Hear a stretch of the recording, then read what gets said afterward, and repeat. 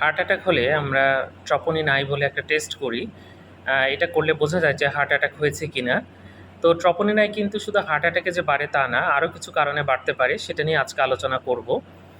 সেটা হচ্ছে যদি কোনো কারণে কার্ডিয়াক ট্রমা হয়, হার্টে যদি কোনো ট্রমা হয়, তাহলে কিন্তু এটা বাড়তে পারে। হার্টের অপারেশনের পরেও কিন্তু ট্রপোনিন বাড়তে পারে। যদি লেফট ভেন্ট্রিকুলার ফেলিওর হয় বা পালমোনারি ইডেমা হয়, তাহলে কিন্তু এটা বাড়তে পারে। পালমোনারি থ্রোম্বোএম্বোলিজম যদি হয়, তাহলে কিন্তু দেখা যাচ্ছে ট্রপোনিন বেড়ে যায়। তাহলে শুধু একটা কারণ না, হার্ট অ্যাটাকে যদি ট্রপোনিন বাড়ে তা না, আমাদের যদি দেখা যাচ্ছে মায়োকার্ডিয়ামে কোনো ইনফ্ল্যামেশন হয় বা মায়োকার্ডাইটিস হয়, সেক্ষেত্রেও কিন্তু দেখা যাবে ট্রপোনিন বেড়ে গেছে। এছাড়া হার্ট ফেলিওরে বাড়তে পারে, পালমোনারি থ্রোম্বোএম্বোলিজমে বাড়ে, হার্টের ট্রমার পরে বাড়তে পারে, হার্টে কোনো সার্জারি হলে কিন্তু এটা বাড়তে পারে।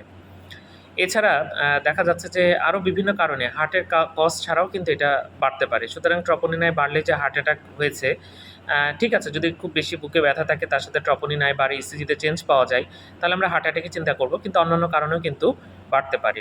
ধন্যবাদ সবাইকে।